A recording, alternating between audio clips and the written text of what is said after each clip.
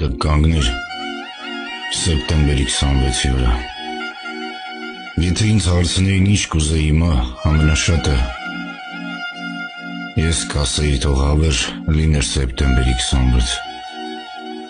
Վատ ապրեինք, նեղ, քիչ գումարով մի քիչ հիվանդ, մի քիչ խեղճ, բայց բոլորով, բայց առանց այսքան վիրավոր սրտերի, առանց այսքան չքայլող ոտքերի, լացող աչքերի,